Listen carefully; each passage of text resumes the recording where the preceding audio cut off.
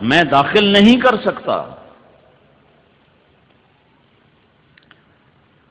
دعوت ہے جس میں وسعت ہے سمندر کی طرح،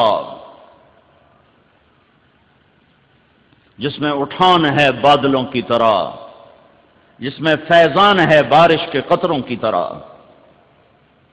جو طلبگار پہ بھی برستا ہے، بے طلب پہ بھی برستا ہے۔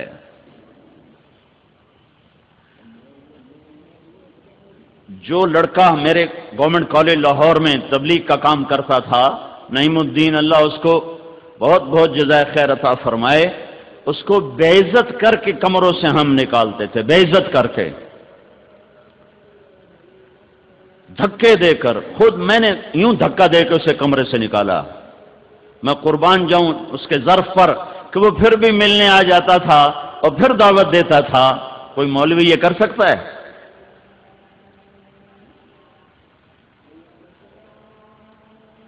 کیا کام ہے، عجب کام ہے۔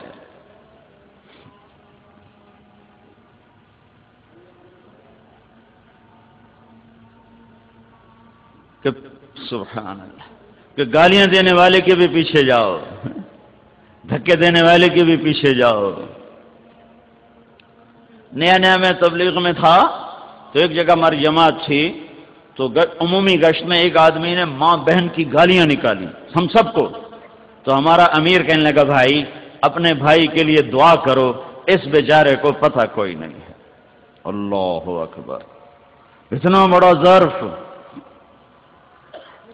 کسی دیندار کو اوئے کر دو تو تمہیں حشر دکھا دے گا کہ تو ہے کون مجھے اوئے کہنے والا۔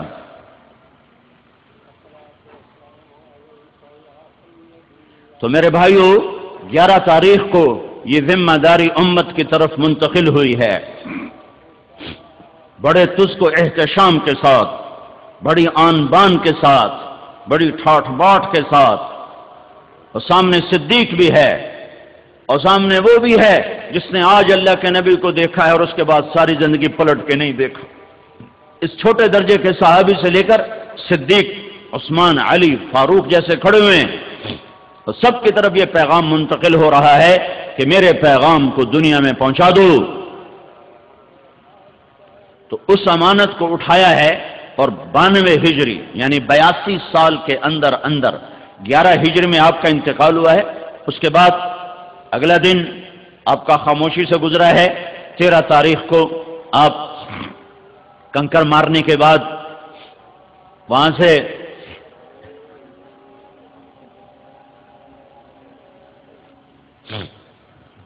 رات آپ نے وادی ابتا میں آ کے قیام کیا ہے، اور تہجد کی نماز کے وقت آپ نے جا کر طواف زیارت فرمایا ہے، اور پھر فجر کی نماز آپ نے حرم میں ادا فرمائی ہے، اور سورہ والطور کی تلاوت فرمائی ہے، اور 14 کی صبح کو آپ مکہ سے نکلے ہیں۔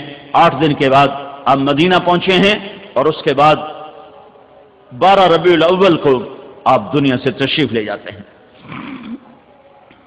29 ربیع الاول کو 29 صفر، محرم صفر، یہ مہینہ 29 کا تھا۔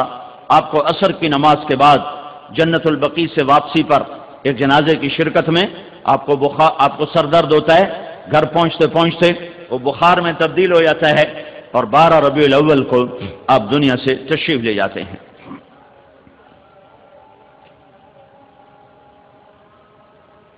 آپ کے جانے میں 5 دن باقی ہیں، 5 دن باقی ہیں، تو آپ فرماتے ہیں مجھے غسل دیا جائے۔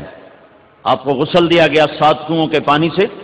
اس کے بعد آپ نے پگڑی کو پٹی کی طرح باندھا، کس کے، سر میں درد تھا، اور علی و عباس کے کندھوں پہ ہاتھ رکھ کر آپ ممبر پہ تشریف فرما ہوئے، مسجد بھری ہوئی ہے۔ آپ نے فرمایا لوگو، میں ایک زمانہ تم میں گزار کے جا رہا ہوں، میں نے کسی کا حق مارا ہو، میں نے کسی کو تھپڑ مارا ہو، میں نے کسی کو بے عزت کیا ہو، تو یہ میں حاضر ہوں، مجھ سے بدلہ لے لو۔ آخرت میں میرے خلاف دعویٰ نہ کرنا، یہاں میں حاضر ہوں، میرا مال، میری جان، میری آبرو، یہاں بدلہ لینا تو لے لو، آخرت میں میرے خلاف دعویٰ نہ کرنا۔ تو صحابہ مسجد میں چیخ چنگاڑا مچ گیا، لیکن آپ یہ مسلسل مطالبہ فرماتے رہے، اور ادھر سے مسلسل آہ و بکا کی آواز تھی۔ پھر آپ ممبر سے اترے، آپ نے ظہر کی نماز پڑھائی اور ممبر پر بیٹھ کر پھر آپ نے اپنے بات کو دہرایا کہ میں حاضر ہوں، مجھ سے بدلہ لینا ہے لے لو، کوئی مطالبہ ہے تو کر لو۔ تو ایک صحابی کھڑے ہوئے، یا رسول اللہ آپ نے میرے 3 روپے دینے، 3 روپے۔ تو آپ نے فرمایا کس بات کے دینے ہوں گے، پر کس بات کے ہیں؟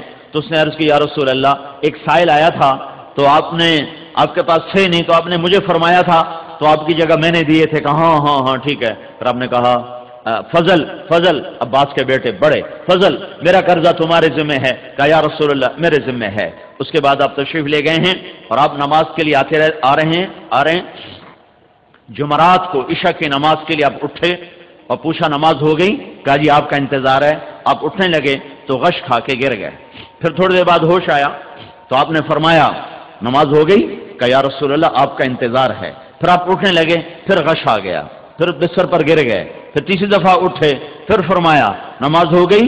کہ نہیں یا رسول اللہ آپ کا انتظار ہے۔ تو پھر آپ نے فرمایا ابو بکر سے کہو کہ وہ نماز پڑھائے۔ آج نبی کے مصلی پر غیر نبی کھڑا ہونے والا ہے۔ دنیا کی تاریخ میں یہ پہلی دفعہ ہونے لگا ہے کہ نبی کی جگہ پر غیر نبی آنے والا ہے۔ غیر نبی تو ایویں نہیں آ سکتا، بغیر انتخاب کے نہیں آ سکتا۔ تو ابو بکر پچھلی صفوں میں تھے، عمر پہلی صف میں تھے، تو لوگوں نے یوں سمجھا کہ نماز پڑھانی ہے، انہوں نے عمر رضی اللہ عنہ کو مصلی پہ کھڑا کر دیا۔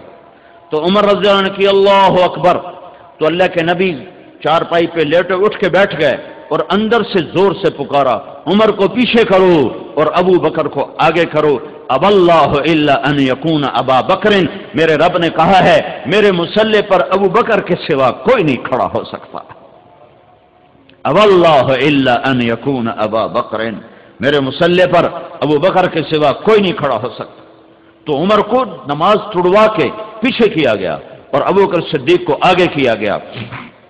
تو ابو بکر رضی اللہ تعالیٰ عنہ نے عشاء کی نماز پڑھائی اور جمعے کی 5 نمازیں پڑھائیں اور ہفتے کی 5 نمازیں پڑھائیں اور اتوار کی 5 نمازیں پڑھائیں 15 اور پیر کی فجر پڑھائی 16 اور جمعرات کی عشاء 17۔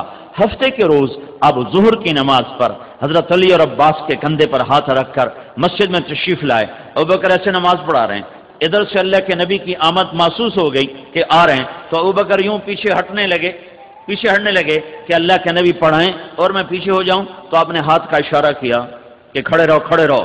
تو ابو بکر کھڑے رہے تو اللہ کے نبی آئے اور الٹی طرف ابو بکر کے یہاں ساتھ بیٹھ کر آپ نے ابو بکر کے پیچھے ظہر کی نماز پڑھائی اور یہ عملی طور پر اعلان کیا کہ میرے بعد میرا نائب ابو بکر ہے۔ آپ نے واضح کیوں نہیں کہا کہ میرے بعد ابو بکر ہے؟ تو ایک حدیث میں آتا ہے صحابہ نے کہا یا رسول اللہ آپ اپنا نائب تو مقرر فرمائیں۔ تو آپ نے فرمایا اگر میں زبان سے مقرر کر دوں اور تم اس کی نافرمانی کرو تو تم پہ اللہ کا عذاب آئے گا، لہذا میں یوں نامزد نہیں کرتا، اللہ خود اسے نامزد کر لے گا جس کے لیے وہ طے کر چکا ہے۔ تو نمازوں کے ذریعے سے اشارہ ہو گیا کہ میرے بعد ابو بکر ہے۔ 12 ربیع الاول آ گئی، پیر کی صبح 7 جون 633 عیسوی 11 ہجری۔ فجر کی نماز کے لیے آپ ابو بکر نماز پڑھا رہے ہیں، حضرت انس پہلی صف میں ہے، تو آپ نے ایسے کھڑکی کھولی یوں اور اپنی صحابہ کو ایک نظر دیکھا۔ تو حضرت انس فرماتے ہیں کہ نماز کے اندر ہی ہم سب یوں اللہ کے نبی کو دیکھ لگے، یہی بھول گئے کہ ہم نماز میں کھڑے ہیں، ہم سب یوں اللہ کے رسول کو دیکھ رہے ہیں۔ آئے ہائے کیا منظر ہوگا وہ! نظروں سے نظریں چار ہوئیں اور آپ نے پردہ گرا دیا۔ یہ آخری جھلک تھی امت کے لیے، اور پھر آگے کی روانگی ہو گئی ہے اور کوئی 10 سے 12 بجے کا وقت ہے کہ جبریل اندر آتا ہے، آ جانے کا انداز اداس غمگین سا ہے اور کہتا ہے یا رسول اللہ موت کا فرشتہ دروازے پہ پہنچ چکا ہے اور اندر آنے کی اجازت چاہتا ہے۔ تو آپ نے ارشاد فرمایا آ جائے۔ حضرت عائشہ کے گھر میں آپ ہیں، آخری 7 دن آپ نے حضرت عائشہ کے گھر گزارے۔ آپ نے شادیاں تو کی لیکن عدل کا دامن نہیں چھوڑا کہ شادی کی اجازت پر عدل کے ساتھ اگر ظلم کرے گا تو بڑی سے بڑی تہجد نمازیں، روزے، حج، زکوٰۃ کرتا ہوا بھی جہنم کی آگ میں چلا جائے گا۔